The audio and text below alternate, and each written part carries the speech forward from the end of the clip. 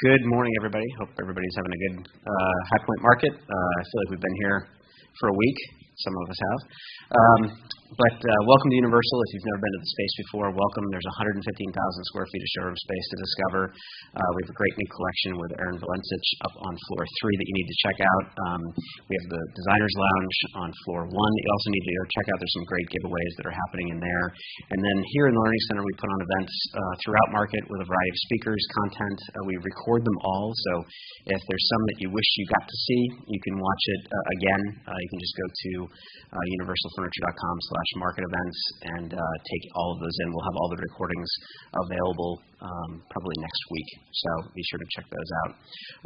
Today, we have the team from Solindo, who we'll introduce here in a second.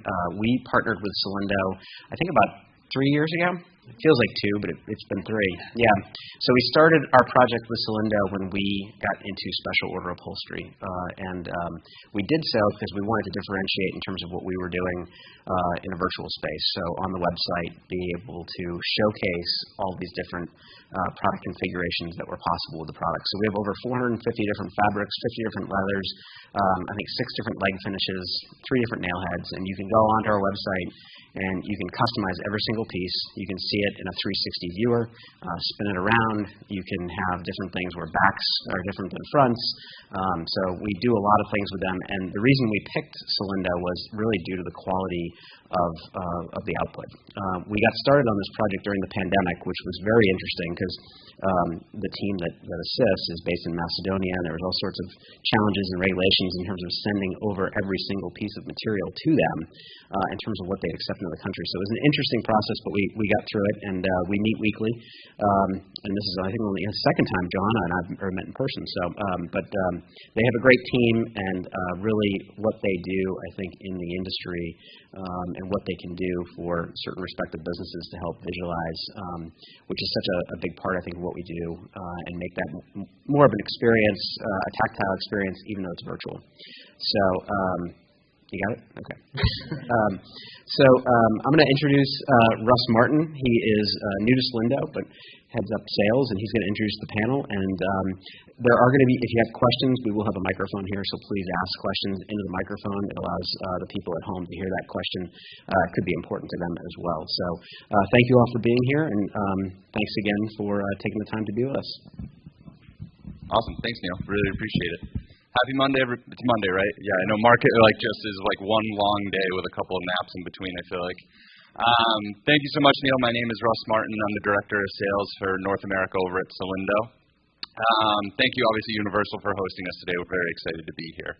On stage with me, we have Johanna Coffey. She's our Customer Success Team Lead, and then Juan Molina, who is part of the Enterprise Sales Team. For those of you who might be wondering what Solindo does, Neil actually just kind of gave you a great preview of what we do. We are a software company that does product visualization for 3D renderings. So essentially, you would give us a piece of furniture. We would actually CGI render it out. And our goal is that you're not going to be able to tell the difference between what's a photo and what's our rendering. And I think that's something that we pride ourselves on. Not only do we do that, we do lifestyle imagery, room scenes. We're able to kind of take our renderings, then pop them into different backgrounds. So whatever feels most relevant to you, most familiar to you, we work with your team in order to do that. And then while we're here today, we're going to talk about augmented reality. Some of you guys probably use it, some of you don't, but we're going to kind of talk about why we believe so much in it, not only now, but going forward. Quick agenda for today, the rise of augmented reality. That sounds like a movie to me for some reason, I don't know why, but that we're going to go through where it started and where it's going. Next, how brands and designers can utilize AR. That's why you guys are all here, obviously. Why should you guys be using it? Not all AR is created equal. We're a software company. We know that not everything is apples to apples. We believe that AR is not apples to apples. So we're going to tell you why we believe in our AR and why we think it's going to take leaps and bounds over the next few years. Next, what does the data say? So as much as we can all sit up here and tell you why you should be utilizing AR, there's data behind that, right? We want you to make an educated decision. So we're going to provide a little bit of data to help you guys do that, and then we'll save some time at the end for questions. And like Neil said, if you guys have a question, someone will run a microphone over to you so that people that are watching this right now on Zoom can also hear what we're asking. So getting right into the rise of augmented reality. Augmented reality is everywhere, and I think most of us in this room have probably used it, whether or not we realize it or not. We're in North Carolina. The Carolina Panthers, if you've ever watched one of their football games, have a huge panther that runs around the stadium. There is actually not a huge panther running around the stadium. It is mixed augmented reality. You can see it on the Jumbotron. You can see it through your phone. A little bit more relevant today, my wife and I purchased a house about a year ago, and we used AR, and this was before I ever came to Solindo or even worked within the furniture space. We used AR to basically furnish our house. We would go on, see what that sofa was going to look like. Thankfully, made sure it would actually fit in our house because, as we all know, returning furniture is about the least fun thing in the world to do, right? But it basically alleviated any hesitations we had of, do we like this piece? Do we really like this piece? We're going to buy this piece. And it helped us basically furnish our entire house. There's over 100 million users currently using AR to shop online. It's not something that, we'll talk about this in a bit. It's not a gimmick anymore. It's something that people are just simply utilizing in a day-to-day space, especially as generations get a little bit older. I'm 37 years old. I use it for almost everything we do now, whether it's appliances, furniture, whatever it is. I'm using AR more and more in my day-to-day. 7 out of 10 people talked about how they would use AR as a practical tool. Again, it's just as people and shoppers get a little bit older, they're going to use AR as part of their experience. It's just what we're seeing. And then the last thing we're going to do is just talk about how a couple years ago, probably pre-COVID, I would think AR might be seen as a little bit of a gimmick, kind of just this cool, fancy little toy.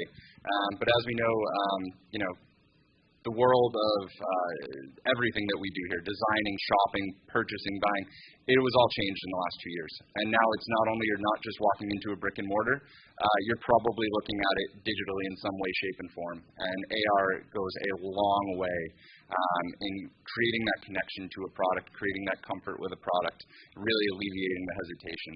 To get into that a little bit more, I'm going to hand it off to Juan, and he'll kind of walk you through it.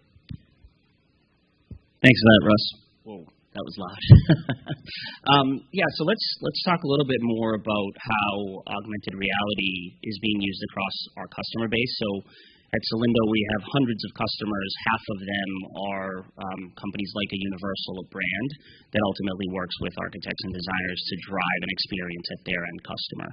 I'm going to start by just talking a little bit about how the brands can use augmented reality to support the A&D community across the entire experience that they have with them. And it really does, in our opinion, permeate the entirety of the relationship. So that could be from, as a designer, starting to think about doing business with a brand, right? And can you go to their website and experience some of their products and put yourself in the shoes of your end customer, right? So sort of playing that forward. Does it help with product selection as you're thinking about what you're putting together in proposals, right? Does it help you work with the customer to understand what they like, right? We're moving from a world where they have to use their words and maybe pictures to help you understand what their tastes are, to a world where maybe they can use something like augmented reality. And I think one other thing that's important is you as architects and designers will inevitably use technology that will require the assets that drive the augmented reality experience. So one of the things that we see a lot from the A&D community is you'll use things like room builders or floor planners, right? And in order to do that, you need to go to a company like a Universal and say, hey, I need your product so I can put in this other thing, right? And so there is a scenario here where beyond just the use case of augmented reality, you can use the same exact asset to then drive a better experience at the A&D community because, again, you'll inevitably have technology that will require the same assets. We want to pause here, take a little bit of a risk, and just sort of ask in terms of hands in the room, how many of you as part of the A&D community have used augmented reality in your day-to-day, if you will? Okay, all right, fair enough. So if you could go to the next slide, thank you. That was a little less than I would have expected, so maybe we're in an outlier here in terms of the bell curve. So now let's bring it one level deeper, right? We talked about how brands can use this. Now let's talk about how you can use this to drive a better experience with your customers. And not unlike the brand and it permeating every interaction that they have with you as their customer, it will permeate every interaction or can permeate every interaction you have with your end customer, right? So think about again, the journey that you take your customers on, where maybe they're starting to select products. And again, before, it was they just needed to use pictures and sort of their imagination to think about what would that look like in a space. Well, what if they can now visualize it, right? And so where they're coming and helping to, you're helping them select a certain number of products, how does that impact the experience and the ability or confidence that you're able to drive? When you're putting together your proposals or your pitches, right? What if part of the proposal package that you could provide are, I'm sure renderings, I'm sure mock-ups, I'm sure 2D visuals, as well as an interactive link where they can actually visualize that product in a room. Especially helpful if it's not an empty room, right? If they're buying a piece for a room that's already furnished, you can actually see it in the exact size and in the context of what it would look like in the space that they might be buying it for. And then lastly, think about delivery, especially with a lot of the issues that are going on. I'm assuming not all products are being delivered at the same time, and it's sort of phased, if you will. And so we have a customer that does something really interesting where as the delivery is getting close, they will message the customer and say, hey, this is right around the corner. Don't forget you can use this link. Re-experience what you're about to buy, right? What you're about to get, what you're about to put in your home or your office or whatever that end space might be. And so we do believe that at the A&D community level, this will eventually become a competitive advantage because of what Russ mentioned. These folks are using this every day to make all sorts of other purchases or to have all sorts of other experiences as people.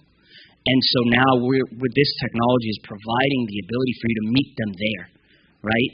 Again, before COVID, maybe the uptake of augmented reality wouldn't have been as high. But now that it is this high, how can you access that experience to drive more confidence and drive a better experience at the customer level? And with that, I'll hand it over to Joe. Great, thanks.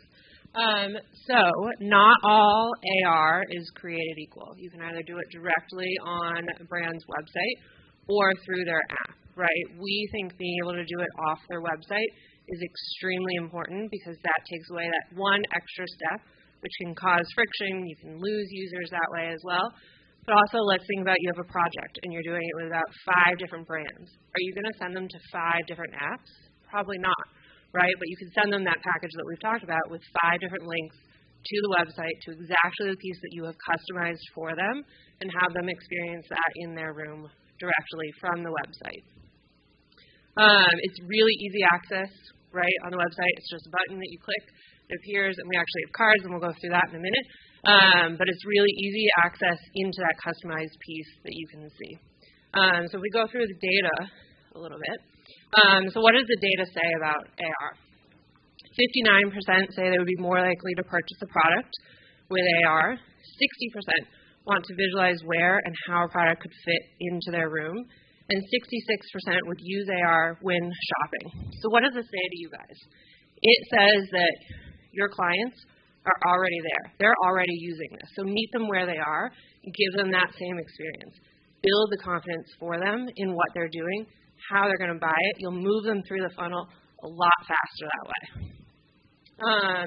So if we go to the next slide, cards. We put these cards on your seats when you got here. When you're in a little bit more space, because we're in a crowded room, when you're in a little bit more space, we highly recommend you scan that QR code. It'll take you to a website where you have 3 different options of products. One is a universal chair, a refrigerator, and a bathtub. The really cool thing, especially with the bathtub, is you can kind of look over and look into it and see what it's actually going to look like. But that way you can test out RAR, you can experience it, and see what it's going to really be.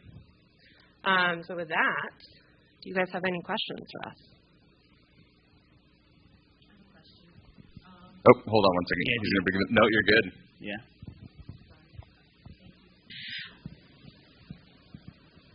I learned about, okay. Do you offer the opportunity for the goggles, like the virtual reality experience as part of this? As a walkthrough, like you're actually experiencing walking through the room? You guys might fight. Yeah. So we have that request a lot, and that ties into the concept of you are going to have other applications, right, where these types of assets could be very useful. And so one of those applications could be Oculus, or if, for example, Universal were to set up a virtual store in the metaverse, or any of those types of scenarios. The reality is the way to make the AR happen uses the same exact Legos or building blocks to drive that experience.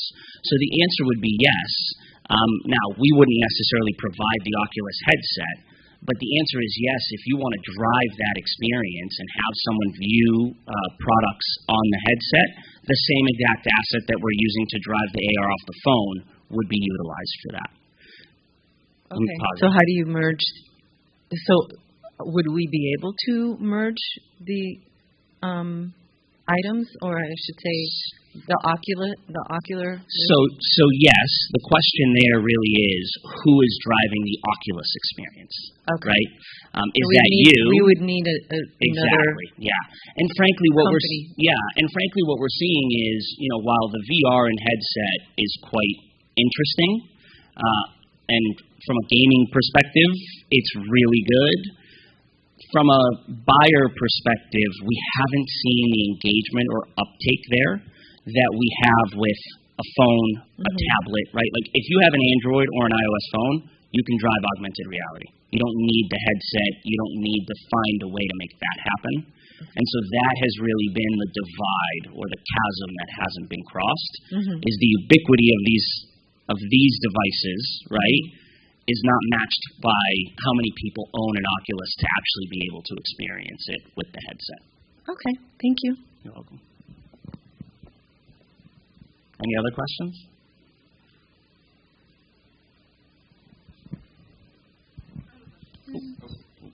One back there, and then we'll come to you. You guys mentioned just the technology getting better over the next couple of years. How do you see that playing out? What are the changes that you anticipate on the horizon? Yeah, I can jump into this a little bit. One thing that we really put a lot of pride in at Cylindro is that we have future-proof products.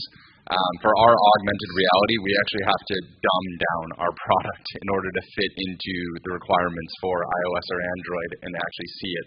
So I think as we get the next few years, especially from an AR standpoint, as the iOS and Android capabilities get enhanced, you'll be able to see, in my opinion anyway, a product that looks photorealistic right in front of you. Augmented reality still has a little bit of that feeling of, I know I'm not looking at something 100% real. Like, I'm very aware of that. However, I think within the next few years, it's going to get to the point where if you were to use our viewer operates in 4K. If you zoom in on our viewer, you will see grains of fabric, you will see leather, you will see everything that looks so photorealistic that many times our customers are surprised that it's not realistic. Or it's not real, I should say. It is realistic. And so as I think as different platforms catch up to us, especially from an AR standpoint, you'll see one of these stools and you'll hold up your phone or whatever it is and it'll look exactly like the stool I'm sitting in, as realistic as we can possibly get it. And then I think too is just as generations age and things like that, I mean, the younger generation than me is almost all connected online in some way, shape, or form. And so I think that's just going to become the demand of shopping is going to, shopping decision making, whatever it is, as you guys are designing out different platforms, different spaces, almost all of it's going to be online. Most of it already is. And so that's just going to continue to increase where you could have a potential buyer or client and walk them through, to your point, maybe through an Oculus and say, this is exactly how I envision your house to be. You use our pieces, they walk through a house and can almost fully see exactly what it's going to be like before you guys actually do the design or the build out. Yeah, I think also just to add one other thing, I think that's a little bit closer to happening is being able to take out items that are currently in the room today. Right now, iOS and Android can't do that. Sometimes through an app you can do that, but I think that that's where it'll be moving pretty quickly, right, is say you want to replace this front row of chairs, right? You could take those out and then actually put something in its place. So I think that'll be sooner rather than later.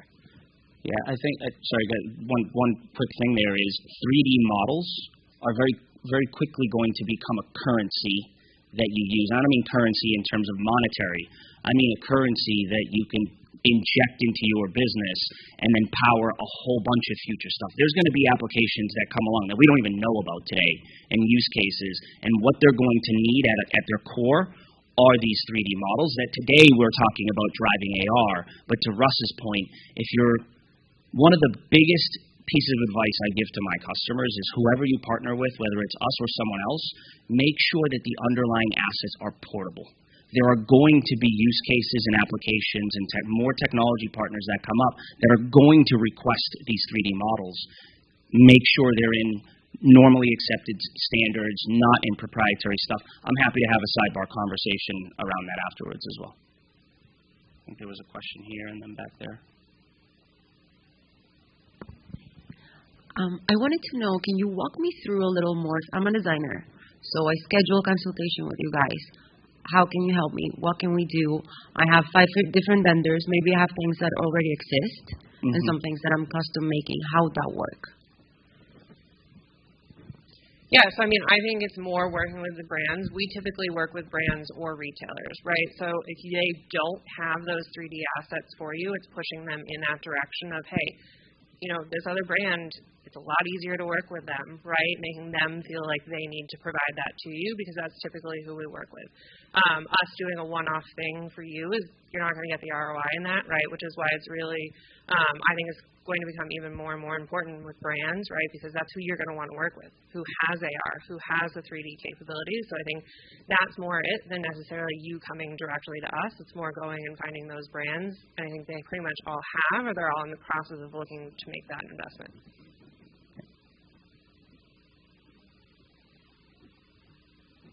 To your point, this might be more of a sidebar conversation. Sure. How does it compare, let's just say, just for a point of reference, the Houzz AR, the Houzz feature?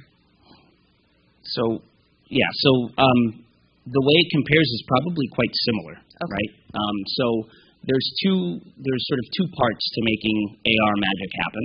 The first part is Apple and Google, right? iOS and Android. And so they'll work with any company that wants to hook into their technology to drive that experience. And at the end of the day, because of the limitation to the technology, it is quite similar, right, in terms of how it looks and feels. Where we, again, believe the competitive advantage will come in the future is who are you working with to give you that piece to drive it in AR and then do all the other things that will be required in the future. But to answer your question very bluntly today, AR on Houzz or AR anywhere where you're experiencing View It in your room, which I'm sure you've come across that, you probably aren't seeing a lot of differences between one and the other. I'm not impressed. Yeah. No, I mean, with the, yeah. I don't really even use it that much. That's why I just wanted to understand for the point of reference. And then another part to that question is what other companies exist such as yours? Mm-hmm. So that would certainly be a sidebar conversation because we could give you a whole list. Oh, okay. I don't need the whole list. But Houzz was the only one that I knew of. So I'm glad I found out about. So that's Zalindo. Yeah. So just one quick thing there. I mean, our market, our industry is exploding. If you talk to some of the brands, and maybe even Neil, if you pull him aside and you ask him how many companies did you look at, there's probably 5 to 10x the number of companies available today to look at than there were back then. And so the devil truly is in the details. But again, I'm happy to have a sidebar conversation on that if you'd like. I think there was a question right here.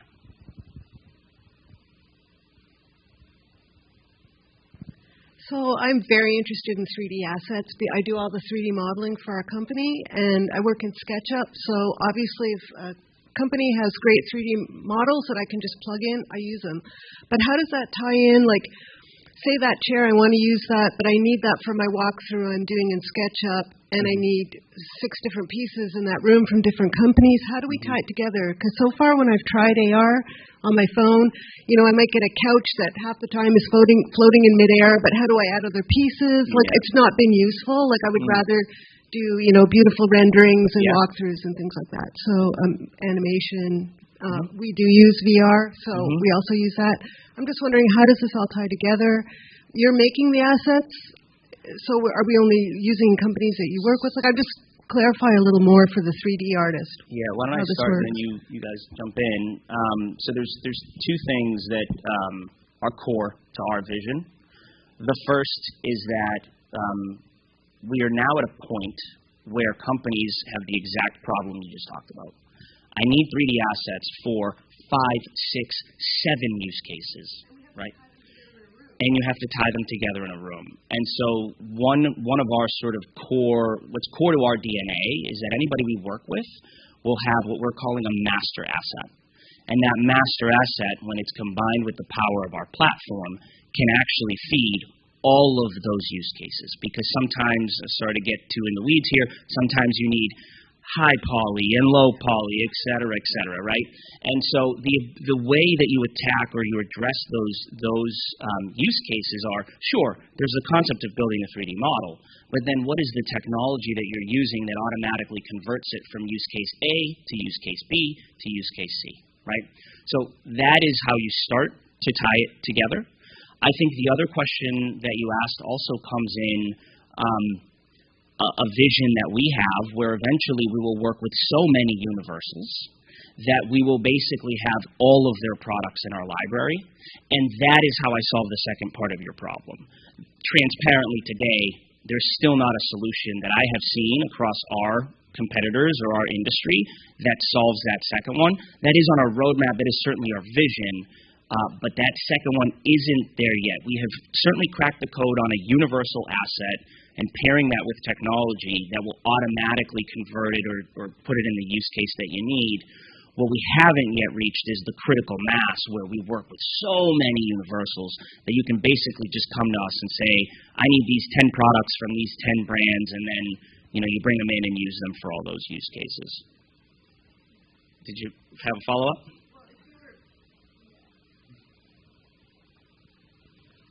So you're saying you send the link to your client. Is there a way that you hotspot the area in their room or something so that they're putting the couch in the right spot? Like, I'm not quite following. Yeah, so we should. We'll if you'd like afterwards, we can help you do the example. So I guess one place where there is a difference is in the couch floating in the air or it starting super small. There is some secret sauce there for us where I'll call it 99% of the time. It'll auto scale and it'll put the product at the right scale, right? So if you were to ask me what's the sort of number one thing that AR can do, it's sizing, right? If I can actually understand the size, right, of the product, the depth, the height, that could be one area that you really can't. How do you do that until you get the product in there, right? So yeah, that would be one thing, and I would encourage you to use on the postcard. Yeah, and you can see multiple products. And to Juan's point too, the scaling feature is probably one of the most powerful in AR, right? I mean, I can measure it out with a tape measure 80 different times, and it's somehow. Yeah. Exactly, and I can measure it out, and it still doesn't fit for some reason. And but seeing it in AR, you actually know, it's going to fit between the 2 tables that I need it to fit with, or it's going to be right off the edge of the rug. It kind of eliminates a little bit of human error.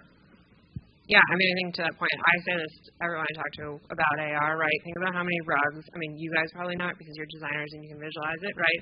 But more people like me, how many rugs do you have in your apartment that you bought that don't actually live where you bought them for because they're the wrong size, right? Like, I have a rug in front of my chest because I didn't buy it for there. I bought it for somewhere else. That's the only place it fits, right? And AR can actually let you see that for those of us who aren't maybe as good visualizing something and where it's going to fit, right? So I think that is really the value of AR. Did I see another question out there? No? Okay, last one. We have time. We have time. Thank you. Okay, can you provide an example of, you mentioned having a master asset, something in the future, right? Or in the near future that you spoke about? So that's what we do today, is we have Having that a master asset. Oh, having the master asset.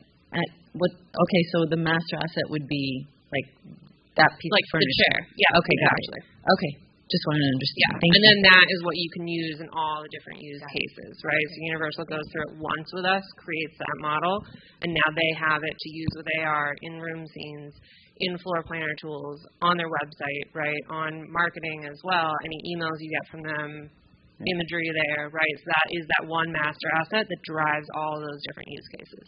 And we provide a content management system as well, so that you guys can go in, download whatever format you need it to be in. Obviously, depending on what platform you plan to distribute it out on, you're going to want a different type of file format, right? And so we actually have a CMS system that lets you go in there and quickly find exactly what piece you want, download it in whatever file or format you need it to be in, and then distribute it as you see fit.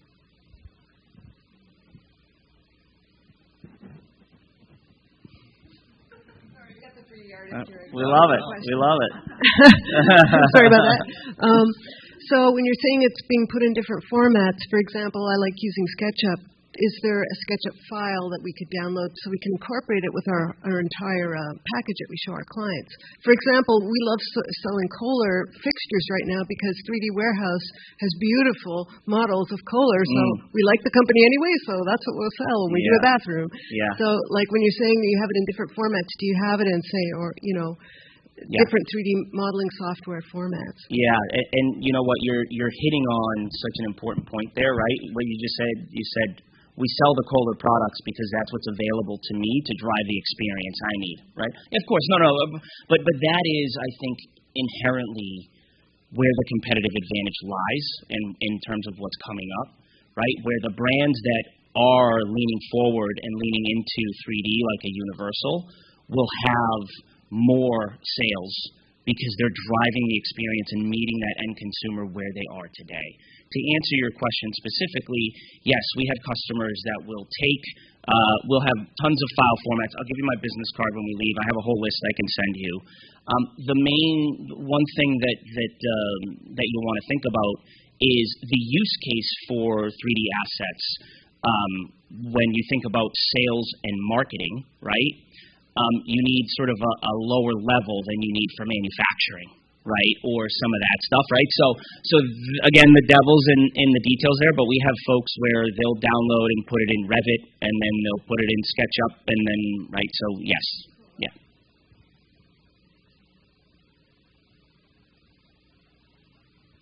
Any other questions? You can also grab us as soon as this is over. Yeah, We'll be around. Awesome. Yeah. Well, that's it. Thank you guys very much for coming. Yeah, thank you very much.